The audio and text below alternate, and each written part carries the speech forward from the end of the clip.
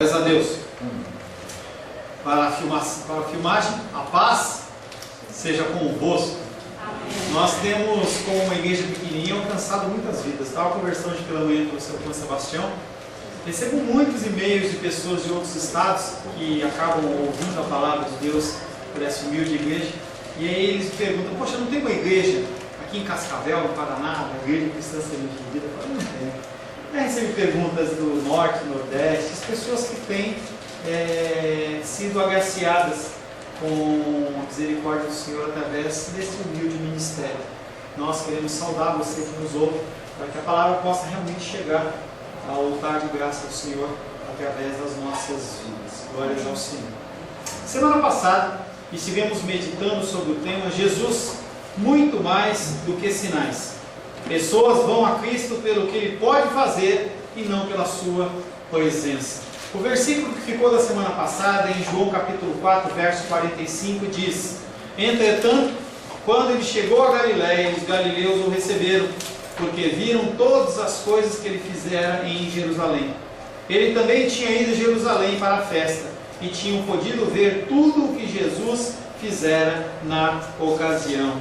Tristes são as pessoas que vão a Cristo apenas buscando os sinais e apenas buscando suas maravilhas. O resultado de buscar única e exclusivamente os sinais são cada vez mais as pessoas se distanciarem do seu Criador. E parece uma controvérsia que eu vou falar, mas as pessoas, elas alimentam a sua fraqueza espiritual. Conforme elas vão para a igreja para buscar algo que não é o Senhor Jesus, aquilo que é necessário, o alimento que é necessário para eles, não vem, e eles, apesar de estarem no lugar que deveria ter o pão vivo, não tem, e eles vão enfraquecendo. A gente vê isso demais. Triste constatação que leva as pessoas cada vez mais a se distanciar do seu Criador. A nossa sociedade, que deveria ser impactada pelos cristãos, não é. E aí o que acontece? É um caos. É o caos que a gente vive nos dias de hoje. A gente tem orado e tem se preocupado muito com a geração da Gabi, a geração do Paulão, a geração da Vivi e outras jovens, do Vicente e tudo mais, porque essa geração está sendo impactada por uma malignidade tão grande, em especial na área sexual, na liberalidade. É um tempo de muita preocupação para nós pais. Estava conversando hoje com a Rosângela exatamente sobre esse assunto. Nós pais estamos preocupados com os nossos jovens. Há muita coisa sendo oferecida e as pessoas, elas vão entrando numa situação que depois fica difícil sair. É como se tudo tivesse certinho. Hoje pela tarde estava finalizando a palavra e a minha filha, ela veio falar comigo: olha papai, me apareceu um vírus aqui no meu celular. Que ela entrou num site lá. E é exatamente isso que os jovens vão entrando. Eles vão entrando como se estivessem entrando na internet, e os caminhos são tão fáceis, são tão liberados, vão indo. Chega uma hora em que você não sabe nem mais como voltar. Resultado disso é a falta de cristãos impactando a sociedade.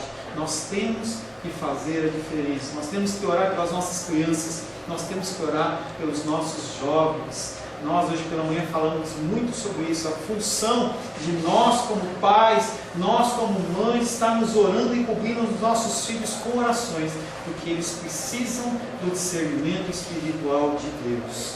A palavra de Deus tem como título hoje: confie na palavra, que é Jesus. Um dos nomes de Jesus é a palavra, porque a palavra de Deus, a Bíblia, ela simplesmente reflete Jesus de Gênesis ao Apocalipse. Você procura Jesus, você encontra Ele em todas as passagens bíblicas. Por isso que as pregações, elas têm que ser bíblicas no sentido de apresentar Jesus. Você não está aqui para ouvir um discurso, você não está aqui para ouvir alguém falando sobre filosofia, psicologia, você está aqui para ouvir sobre Jesus. E os púlpitos cada vez mais estão carentes de Jesus. Tem tudo menos Jesus. Quero convidar você a abrir a palavra de Deus no Evangelho de João, capítulo 4. Nós estamos ainda não hoje, mas estamos quase finalizando o capítulo 4 de João. João capítulo 4, nós vamos ler do verso 43 em diante. Evangelho de João, capítulo 4, versos 43 em diante. Assim diz a palavra de Deus. Passados 2 dias, partiu dali para a Galiléia, porque o mesmo Jesus testemunhou que um profeta não tem honras na sua própria terra. Assim, quando chegou a Galiléia, os galileus o receberam, porque viram todas as coisas que ele fizera em Jerusalém por ocasião da festa, na qual eles também tinham comparecido. Dirigiu-se de novo a Caná da Galiléia, onde da água fizera vinho. Ora, havia um oficial do rei, cujo filho estava doente em Cafarnaum. Tendo ouvido dizer que Jesus viera da Judéia para a Galiléia, foi ter com ele e lhe rogou que descesse para curar o seu filho que estava à morte. Então Jesus lhe disse: se porventura não virdes sinais e prodígios, de modo nenhum crereis. Rogou-lhe o oficial: Senhor, desce antes que o meu filho morra. Vai, disse-lhe Jesus, teu filho vive. O homem creu na palavra de Jesus. O homem creu na palavra de Jesus e partiu. Já ele descia quando os seus servos lhe vieram ao encontro, anunciando-lhe que o seu filho vivia. Então indagou deles a que hora o seu filho se sentira melhor. Informaram: ontem, à hora 7ª, a febre o deixou. Com isso, reconheceu o pai ser aquela precisamente a hora em que Jesus lhe dissera: teu filho vive, e creu ele e toda a sua casa. Foi este o segundo sinal que fez Jesus depois de vir da Judéia para a Galiléia. Palavra do Senhor, amém? Senhor, em nome de Jesus, mais uma vez nós estamos perante a Tua Palavra. A Tua Palavra que é viva e eficaz. A Tua Palavra que nos dá instrução.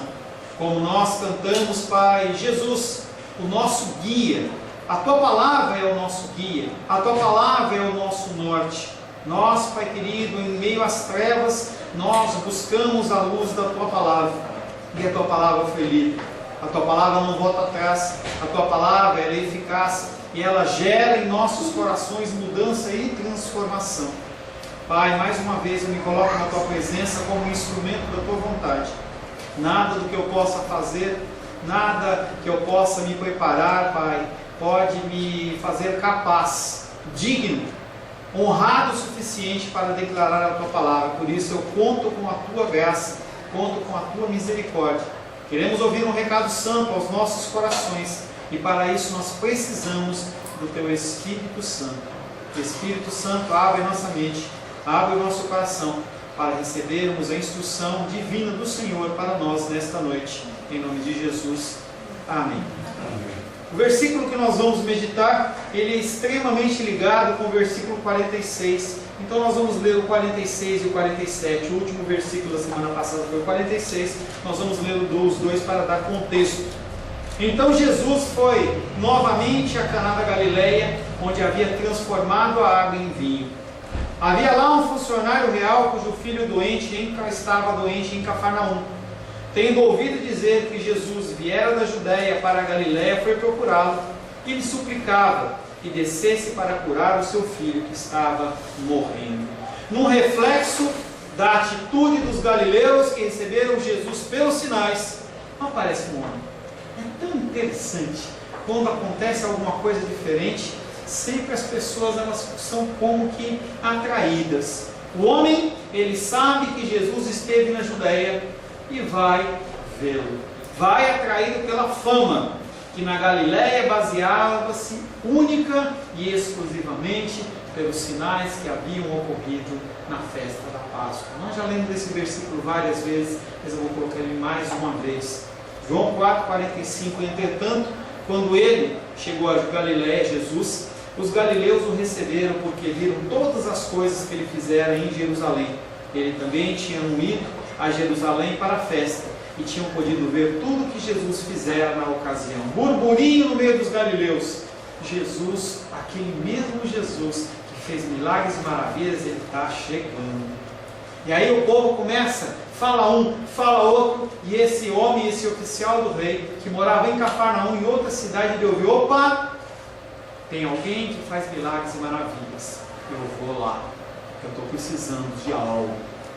Ele vai ver Jesus movido não pelo amor a Jesus, não pela uma curiosidade, mas ele vai porque ele tem uma necessidade. E aí eu tenho que falar para você de nossas necessidades e os nossos cultos voltados apenas a isso. Você tem que entender que o culto ele não é para te agradar. O culto ele não é para deixar você feliz. O culto ele é um culto de adoração a Deus. Nós nos reunimos uma vez por semana para declarar que Deus ele é santo, santo, santo.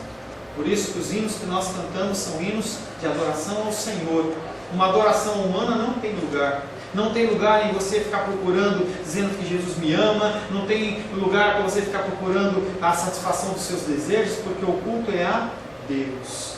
E nós oferecemos a Deus a nossa adoração. Mas dentro da sociedade de hoje, as pessoas elas estão olhando apenas para si mesmas. É algo que eu tenho falado culto após culto, e o Senhor manda continuar falando, porque a gente tem que morrer para nós mesmos a cada dia. As pessoas elas vão para a igreja, olham primeiramente a faixa que está na frente da igreja para ver o que está sendo buscado. Se é algo que me agrada, se é algo que me apetece, eu participo, senão eu vou fazer outra coisa. As pessoas elas têm sido atraídas por campanhas. Pastor, campanha bíblica? Você não acha nenhuma campanha bíblica. Infelizmente eu tenho a dizer para você que isso são coisas que o homem cria fora da palavra de Deus, no intuito de tentar atrair as pessoas. E é uma coisa que uma vez eu vi num louvor, em que ele falava assim: você nunca viu uma campanha de vamos fazer uma campanha para você morrer para si mesmo? Uma campanha para você ser humilhado? Uma campanha para mostrar como você precisa de arrependimento? Mas sempre as campanhas elas são muito bem preparadas, elaboradas com o intuito de buscar o que você deseja, para que você entre e fale assim: olha, Jesus Cristo falou comigo hoje, porque atendeu uma necessidade ou falou alguma coisa do seu coração. A palavra de Deus ela tem essa finalidade, sim, mas é muito mais que isso. A finalidade da palavra é nos convencer do juízo do pecado que está chegando. O pecado, ele reina no mundo e o juízo está chegando. Ele, oficial do rei, não expressa a Jesus nenhuma adesão pessoal, mas ele necessita da sua ajuda, pois o seu filho está para morrer. Pastor, você acha que ele tem que buscar a Deus? Ele está com o filho dele morrendo. Valores trocados, necessidades na frente daquele que entrega as bênçãos. Você procura as bênçãos ao invés do abençoador. A gente enche o nosso peito quando nós lemos os textos do Antigo Testamento e falamos: os israelitas pecam deliberadamente. Como Abraão, ele faz um bezerro de ouro depois de tudo que Deus fez para liberar aquele povo do Egito. E nós temos hoje o bezerro da bênção, em que as pessoas elas buscam a bênção, e nunca buscam um abençoador. E aí, se Deus não concede o que você quer, como em uma religião, você pega ele e vira ele de cabeça para baixo e deixa ele de castigo. Ele não trouxe o meu marido, ele não trouxe a minha esposa, então eu coloco ele de cabeça para baixo. E aí a gente dá risada com esses exemplos, mas nós na igreja cristã protestante, nós fazemos a mesma coisa.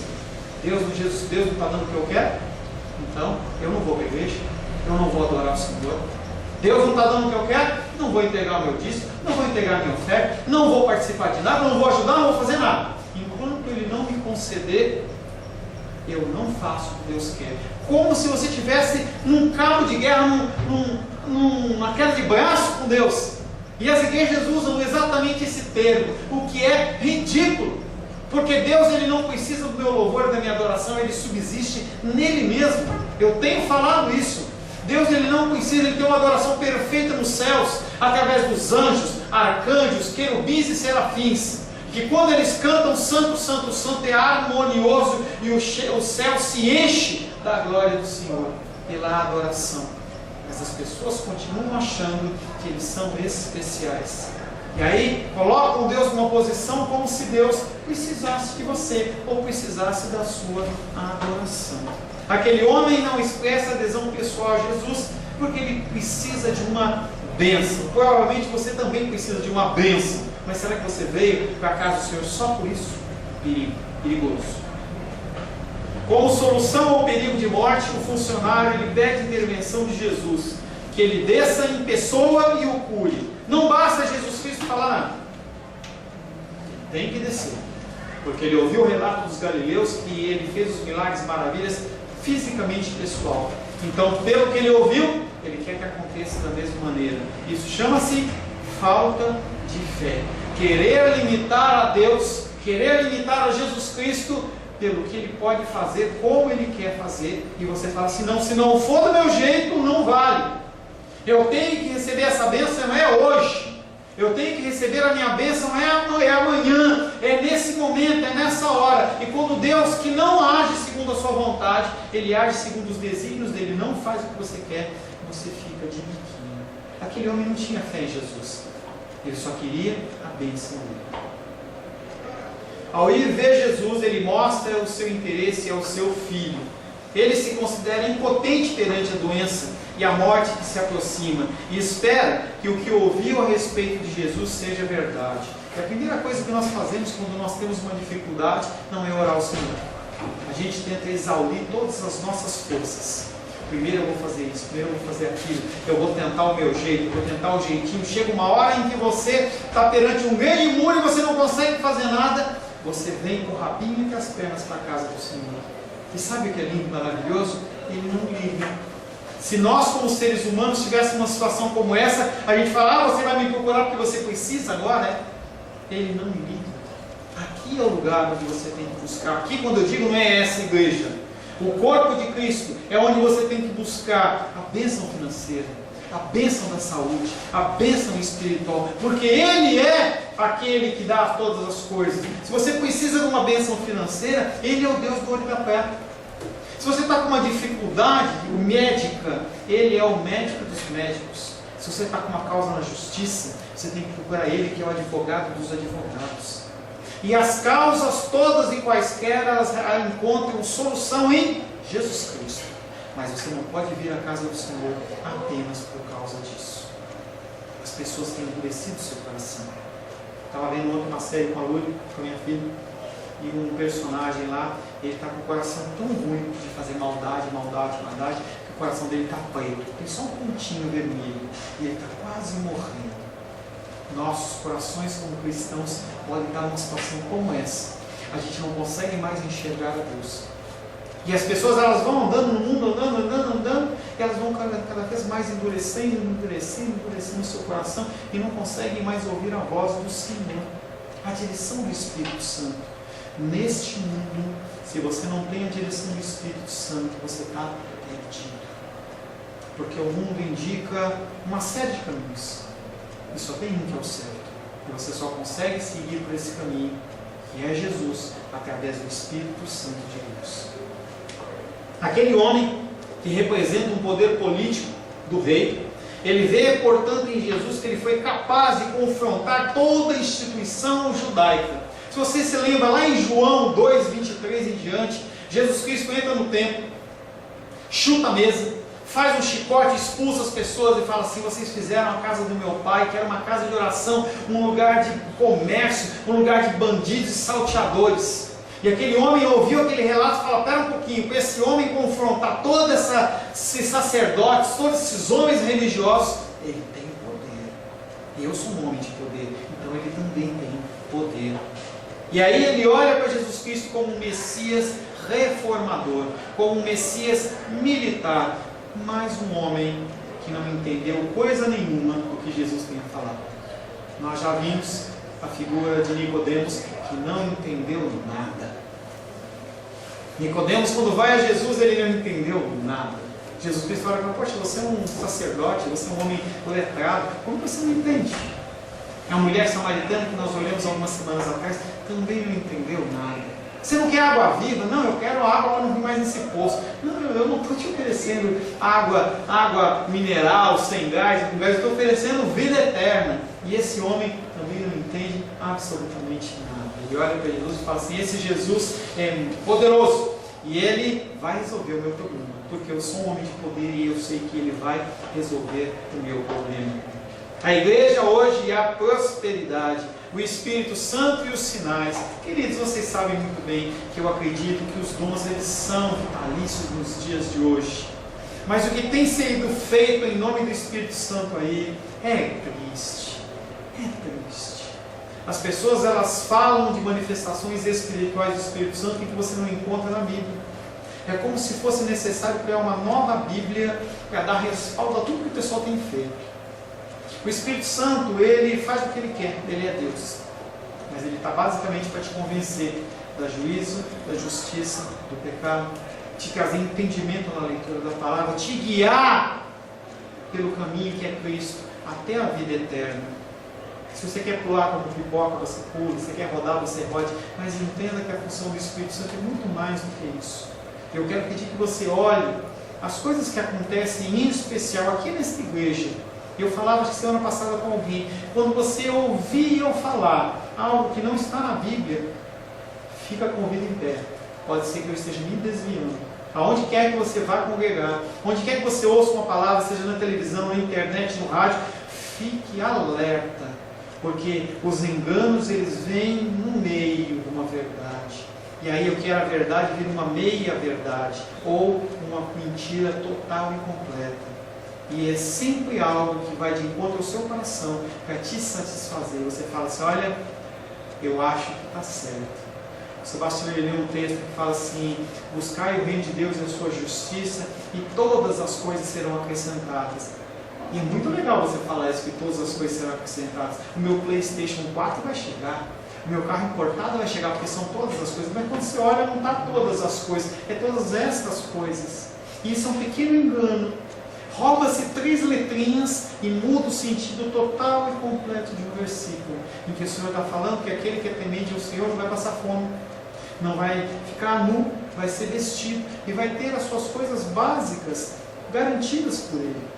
Em momentos de abundância, em momentos de dificuldade, o apóstolo Paulo fala isso, que eu sei viver na riqueza e na pobreza, eu sei ter muito e sei ter pouco.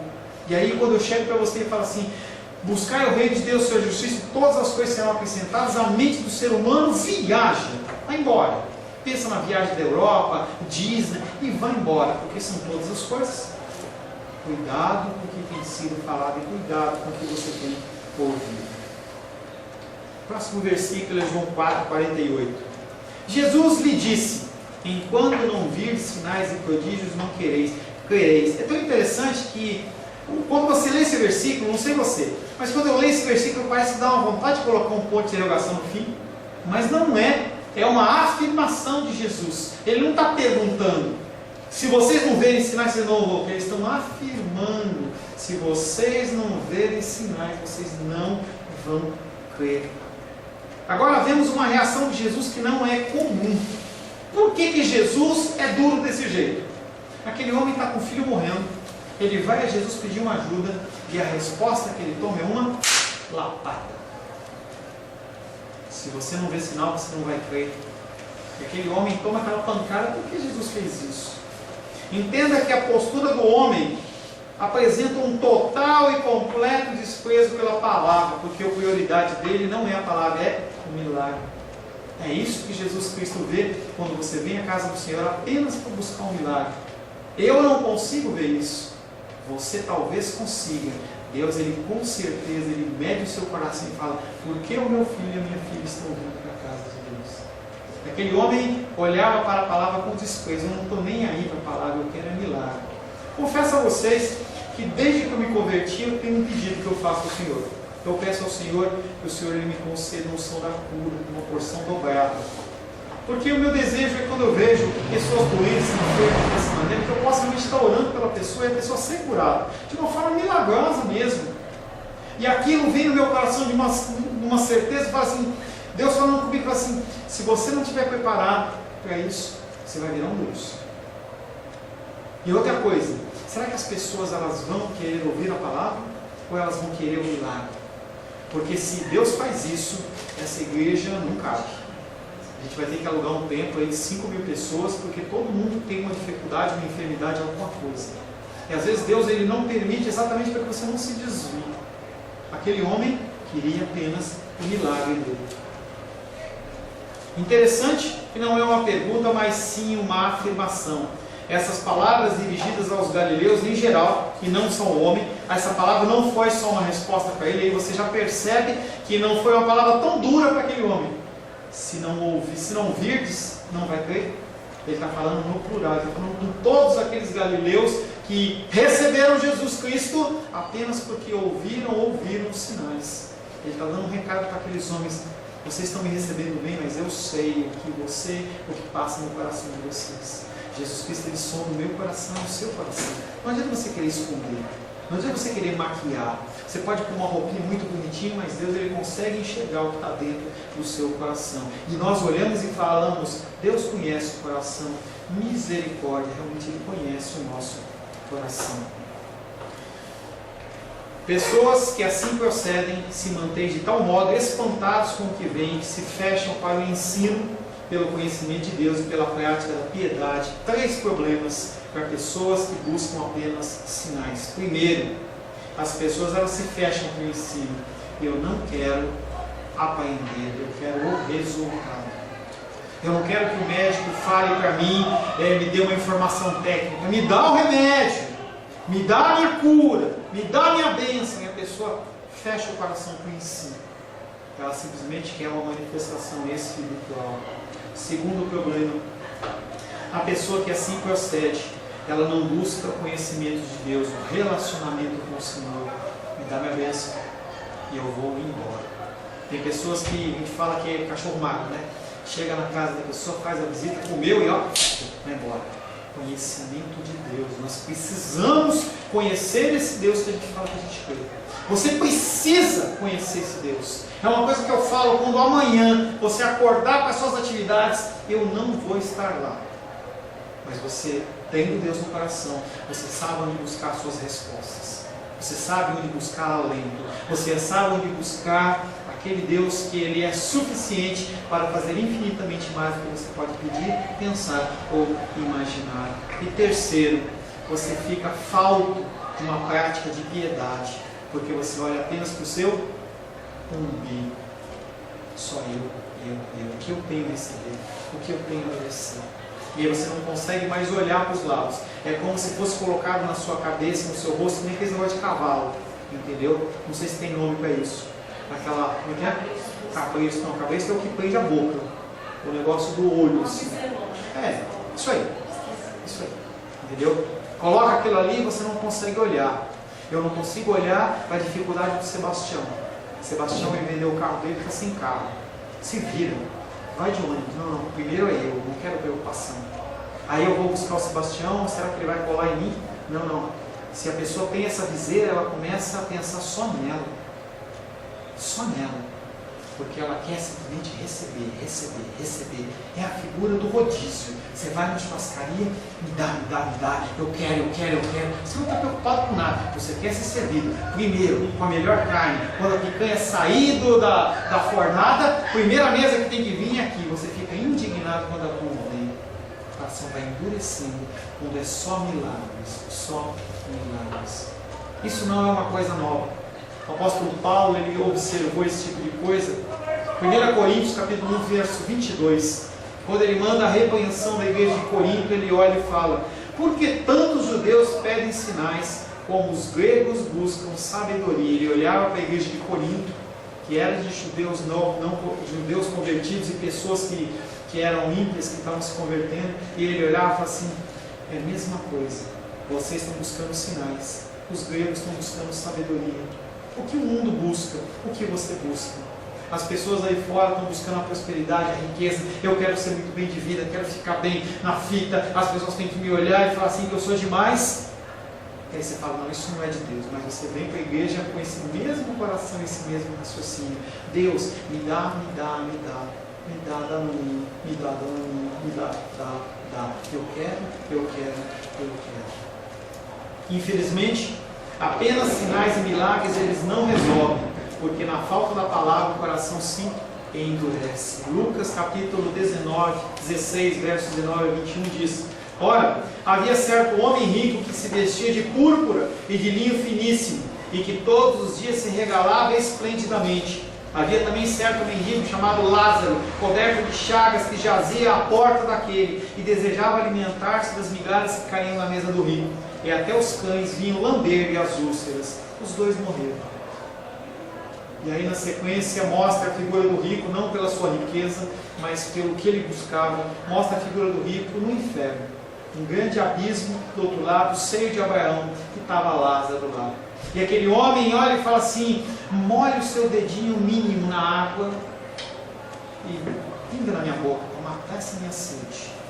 Começa um diálogo no meio deles, abismo separando.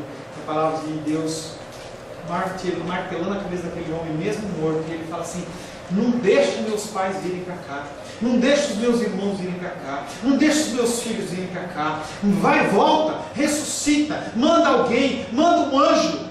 E a palavra de Deus vem: ele já tem os profetas, ele já tem a palavra. Vocês não acreditaram, vocês não creram, não adianta. Se a pessoa não for tocada pelo Senhor, não adianta. As pessoas, elas estão ouvindo a palavra de Deus e elas não mudam, e o coração delas vão ficando endurecido e querem mais sinais. Aquele homem, você vê, ele apela para sinais. Manda anjo, porque se um anjo grandão aparecer com aquelas asas maravilhosas, com aquela barriga tanquinho, aquela toga grega, eles vão acreditar em coisa nenhuma. Jesus está fazendo uma afirmação. Por quê? Porque ele não está buscando a aceitação deles. Ele está mostrando para eles o pecado daqueles corações. Aquele homem, como indivíduo poderoso, ele apenas entende a linguagem de poder. Para ele, a fé só pode existir através da força. Havia um ditado que dizia que primeiro se apresentem os sinais, depois vocês me apresentam a doutrina. Era um ditado da igreja da Idade Média. As pessoas, elas queriam sinais. Se você realmente é de Deus, mostra alguma coisa para mim. Eu lembro que uma vez, há um ano e pouco, meio atrás, uma pessoa assistindo os vídeos da nossa igreja, ele mandou um e-mail para mim e falou assim: muito bonito o que você fala, mas na minha igreja tem sinais e maravilhas. Mostra um sinal aí. A mesma coisa da igreja da Idade Média, a mesma coisa da época de Jesus, a mesma época do Antigo Testamento. E agora a mesma coisa, as pessoas são as mesmas, elas querem sinais. As pessoas não estão acostumadas com a palavra de Deus. As pessoas querem sinais. O demasiado interesse nos milagres em si mesmos, ele é espiritualmente perigoso. Pastor, você não acredita em milagre? Acredito. Eu vivo milagres. Creio que você também vive milagres. Mas você não pode viver pelos milagres, através dos milagres, desesperado através dos milagres. Você tem que se ver atrás de Cristo. João 6,26, Jesus Cristo fala: em verdade vos digo, vós me procurais não porque vistes sinais, mas porque comestes dos pães e vos fartaste. E aí é um nível pior ainda. Jesus Cristo fazendo sinais e maravilhas de monte. E ele multiplica os pães, alimenta uma galera, e aqueles homens não estavam nem mais acreditando nos sinais, eles só queriam ver o resultado. Jesus Cristo fala: seu coração está endurecendo cada vez mais. A busca apenas por sinais, ela percorre toda a Bíblia. O ser humano, ele é místico. O ser humano, ele precisa de algo para pegar. É uma característica do ser humano. Por isso que tem tantas religiões com ídolos. E Deus se apresenta do outro lado, falando assim: a quem me comparareis? A quem fareis algo semelhante a mim? E ele abomina isso, porque as pessoas, elas querem construir os seus ídolos para que eles possam adorá-los. Milagres não podem levar a uma fé genuína. Ei, pastor, quer dizer que milagre não gera fé? Milagre não gera fé. A fé vem pelo ouvir e ouvir a palavra de Deus. O valor dos milagres, embora muitas vezes exagerado, ele não deve ser desprezado. Não é algo que você fala assim: não creio em milagres, eu quero só a palavra. Não é isso. Porque Porque se assim fosse, Jesus Cristo não tinha pautado o ministério dele em palavra e em milagres. Milagres são necessários. A manifestação dos dons espirituais, elas são necessárias. A igreja hoje padece porque não há manifestações reais de milagres e maravilhas.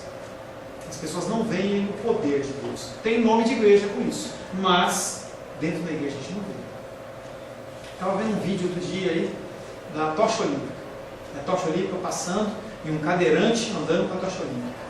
E aí, conforme ele ia, ele quis fazer uma manobra, depois eu vi a explicação, e aí aquele homem cai e se apoia na perna. O pessoal ficou indignado.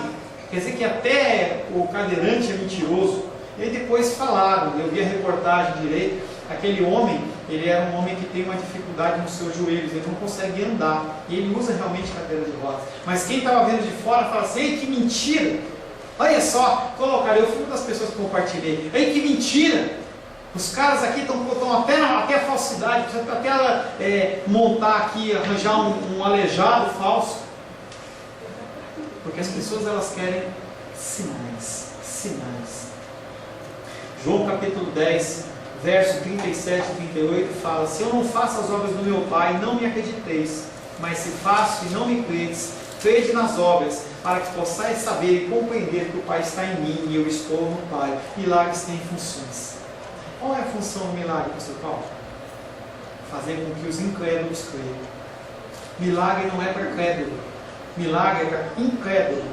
O crédulo é aquele que ouve a palavra, tocado pelo Espírito, e ele muda, não precisa do sinal. Gente, por muito tempo eu orei pedindo para ver um anjo. Anjo, Senhor, manda um anjo, Senhor, manda um anjo, Senhor. Nunca vi um anjo. Eu creio que anjos aparecem. Eu creio que sinais acontecem de diversas formas, porque as pessoas elas precisam crer de alguma maneira, e o Senhor ele conhece o coração das pessoas, e Ele quer alcançar. Ele como Deus, Ele alcança. Se Ele quiser fazer um milagre, maravilha, Ele faz para você acreditar. Mas os milagres eles não são para aqueles que creem, os milagres são para aqueles que não creem. Bem-aventurados aqueles que crerem na minha palavra. Você ouvir, o Espírito Santo toca no teu coração e você precisa mudar. Tem alguma coisa diferente e eu preciso mudar, está alguma coisa errada. Lembra de Gideão? Gideão estava lá malhando lá, porque sempre os filisteus eles vinham, acho que eram os filisteus, iam lá e roubavam a colheita. Então ele colhia verde ainda. E ele fazia todo o procedimento e esperava que ele pudesse ficar com um pouco da colheita. Aparece o anjo e fala assim: ei, bendito do Senhor. Ele fala: que bendito, irmão. Se eu fosse bendito do Senhor, eu não estava passando essa luta, toda essa dificuldade. Se eu esperar um pouquinho mais aqui, os caras vêm e roubam minha colheita.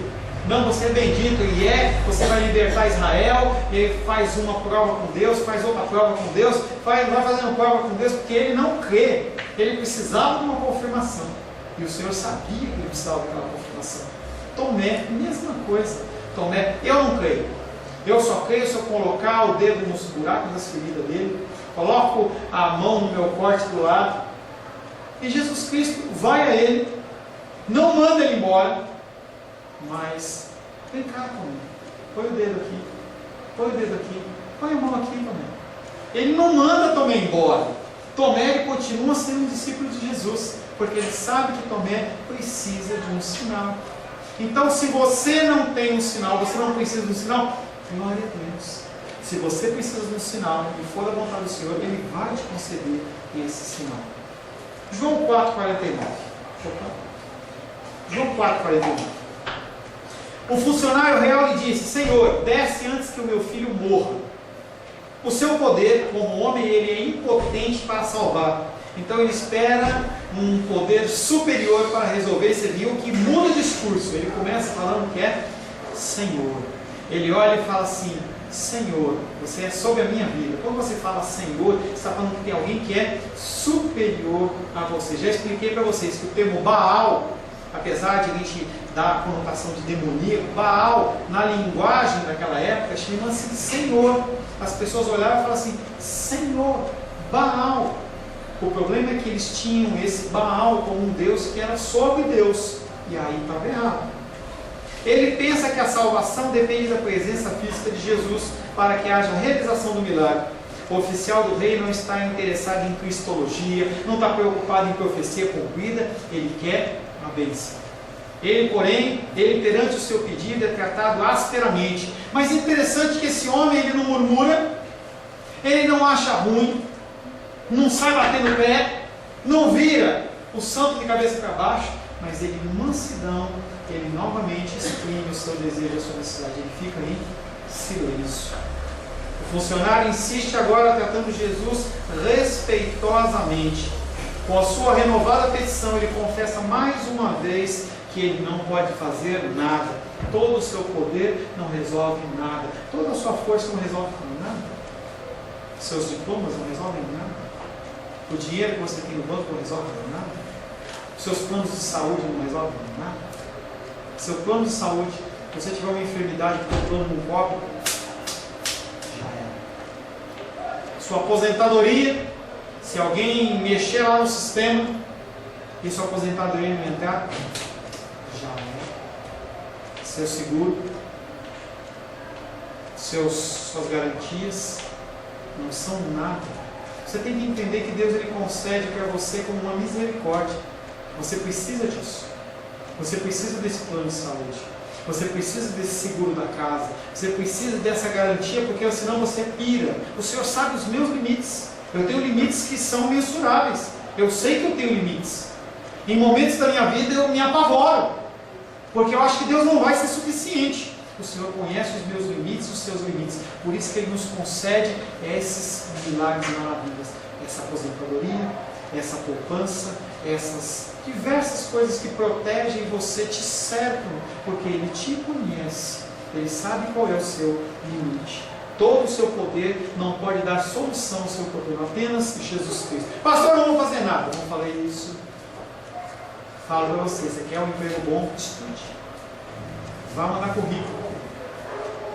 Você quer um casamento abençoado? Vá procurar sua esposa e seu marido num lugar que tem pessoas abençoadas. Se você quer ter uma vida longa, cuide da sua saúde. Coma coisas que são saudáveis. Insira na sua alimentação coisas saudáveis. Faça exercícios físicos. Porque se você não fizer exercícios físicos e não se alimentar corretamente, quando você tiver na minha idade, 48 anos ou mais, eu garanto que você vai ter uma série de dificuldades. A menos que o teu organismo seja um organismo privilegiado. Se não for, você vai padecer extremamente. Mas o homem faz os seus planos. Quem completa, quem concretiza é Deus. O último versículo dessa noite, João capítulo 4, verso 50.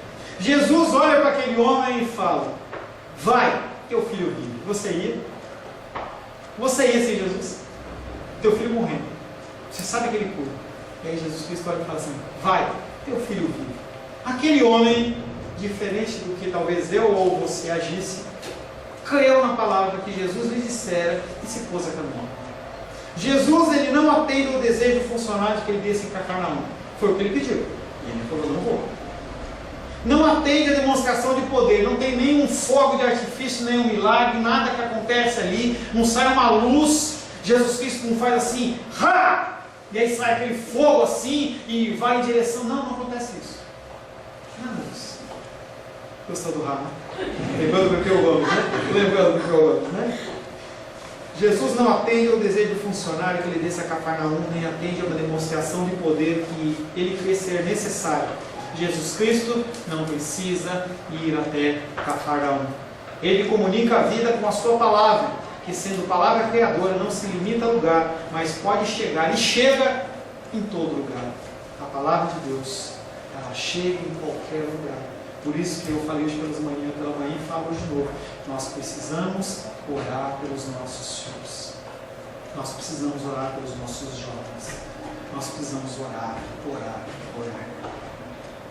João capítulo 1, verso 3 diz: todas as coisas foram feitas por intermédio dele, e sem ele, nada do que foi feito se fez. Jesus Cristo, ele não se molda ou não se amolda à sua vontade.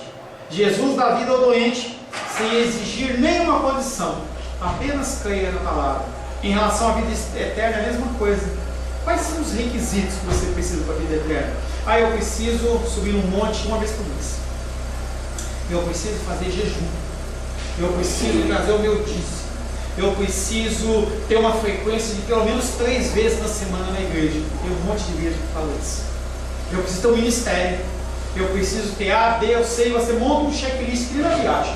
Quando vai chegando na época de julho, quando vai chegando na época de dezembro, as pessoas começam a falar sobre checklist de viagem. Em que você vai lá e checa. Pneu? Ok. Água do radiador? Ok. Nível do óleo do freio?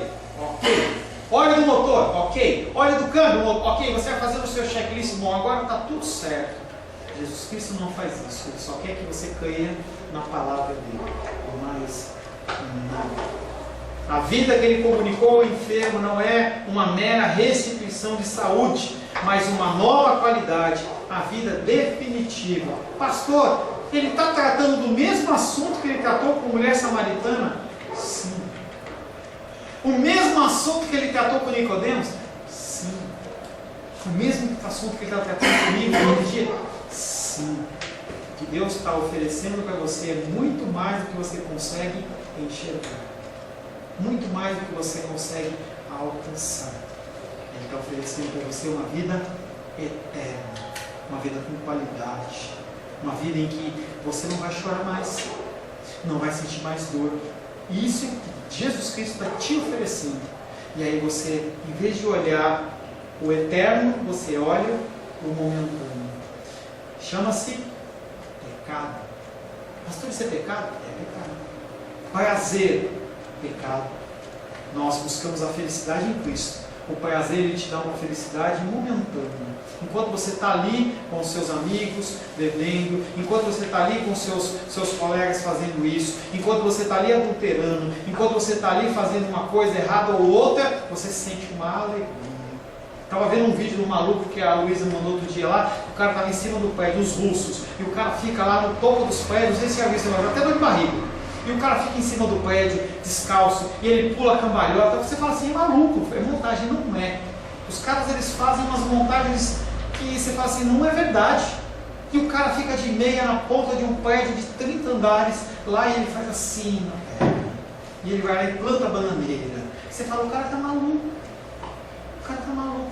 Porque ele precisa desse prazer momentâneo, ele não tem Cristo. Ele não tem um lar, ele não tem uma família, ele não tem uma mãe. Então ele tem que se firmar nessas coisas. As pessoas do mundo, o mundo jaz no maligno, por quê?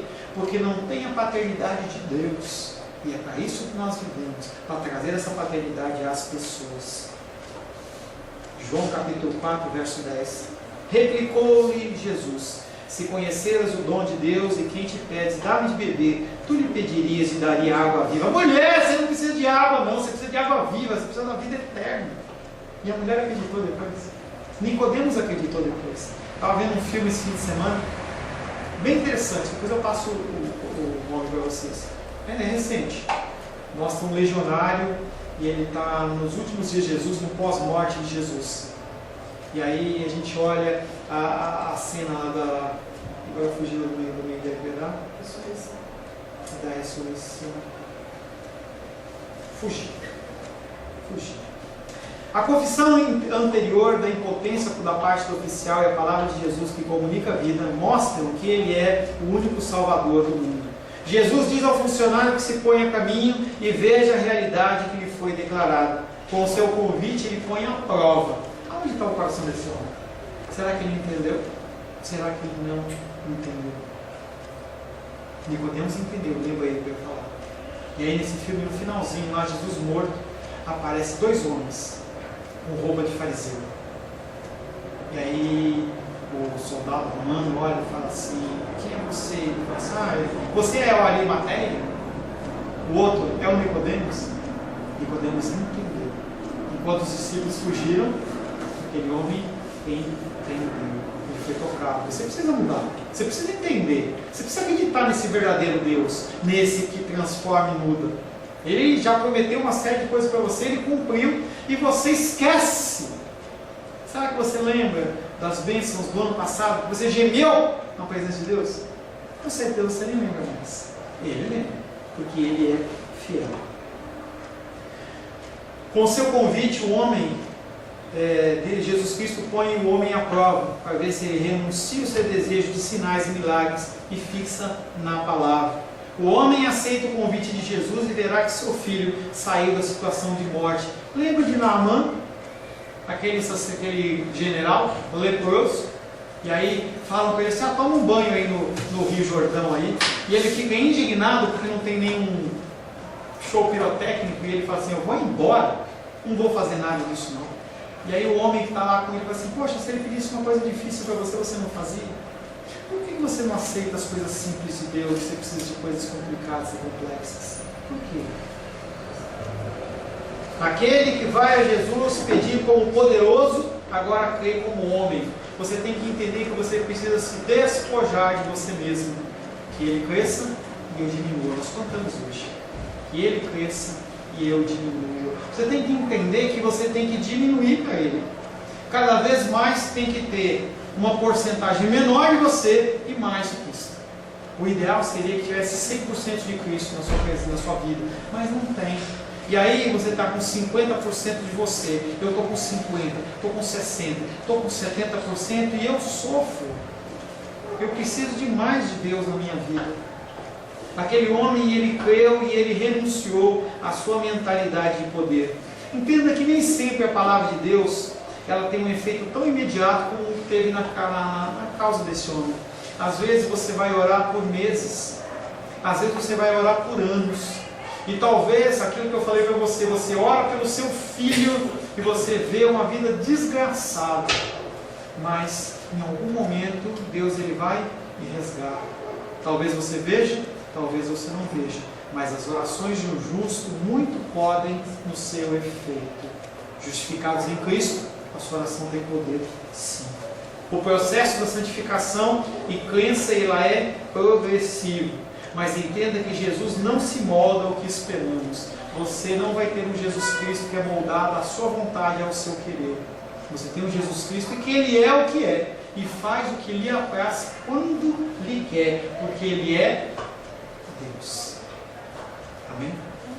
Feche seus olhos.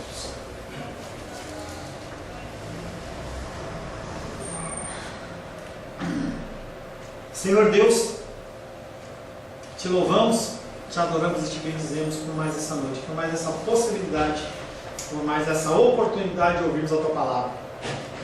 Nós precisamos realmente de mudança, Deus. Nós precisamos que o Senhor nos despoje de nós mesmos, nos ajuda, Pai querido, a nos despirmos da nossa religiosidade.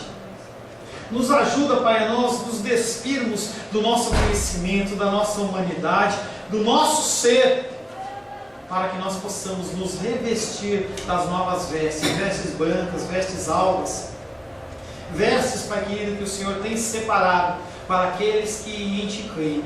Muda a nossa vida, Pai, transforma-nos, gera em nós, Pai, a mudança necessária para que nós venhamos a impactar a nossa geração, a sociedade, o mundo, impactar, Pai querido, a nossa casa, direcionar a vida dos nossos filhos, dos nossos cônjuges, dos nossos pais, dos nossos parentes. Apenas através, Pai, do Senhor, nós podemos sim fazer a diferença. Confessamos, Pai querido, que estamos cansados. Nós, Pai querido, olhamos para as lutas e dificuldades e elas parecem sem solução.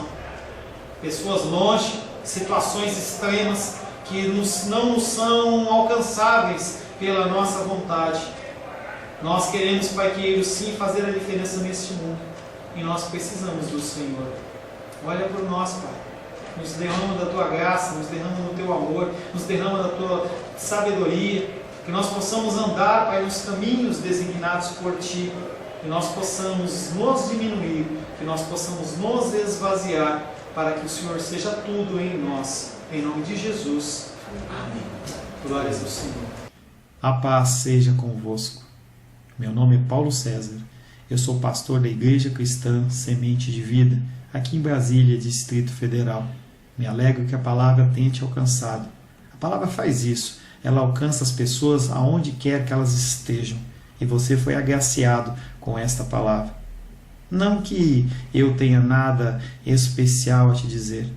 A palavra ela é suficiente e ela usa quem ela quer. E eu me alegro por ter sido um canal para poder te abençoar. Mas eu quero te dizer que não basta você ser um ouvinte, não basta ser uma pessoa que se alegra quando você ouve a palavra de Deus. A vida, ela é feita de decisões. Se você está ouvindo essa palavra hoje, eu creio que o Espírito Santo tem um propósito especial com você. Muito mais do que prosperidade, muito mais do que uma cura física, uma cura emocional ou espiritual, Ele quer te alcançar para a vida eterna. Nós investimos nosso tempo, nós investimos as nossas forças em coisas terrenas, mas o Senhor, Ele tem muito mais a oferecer. Ele tem sim para você a cura, Ele tem sim para você a prosperidade, mas Ele tem muito mais que isso. Submeta-se a um Deus que Ele é capaz de mudar e transformar a sua vida por completo. Creio que o Espírito Santo Ele é capaz de tocar o teu coração. Quero pedir que você curve a sua cabeça. Senhor, em nome de Jesus, coloco na tua presença essa vida que ouve esta ministração, que ouve esta palavra. Pai, eu não tenho capacitação nenhuma, mas o teu Espírito Ele é capaz sim de tocar nesta vida, gerar nela mudança, transformação, arrependimento, e que ela possa simplesmente bater no peito, convencendo-se que é pecadora e que precisa de um Deus salvador. Não há um caminho a ti, meu Deus, que não seja através de Cristo. E eu lhe peço, Pai querido, que você alcance essa vida e ele possa sim tomar uma decisão pessoal pelo Senhor, em nome de Jesus. Amém. Amém, meu querido. Amém, minha querida. Fico contente que você esteja ouvindo essa ministração até o fim. E peço que você não se limite a ouvir os cultos pela internet. Você procure perto da sua casa uma igreja, um lugar que proclame a palavra do Senhor. Eu oro para que o Espírito Santo te direcione nessa busca, porque muita coisa tem sido oferecida que não é o Evangelho. Eu abençoo a sua vida em nome de Jesus. Amém.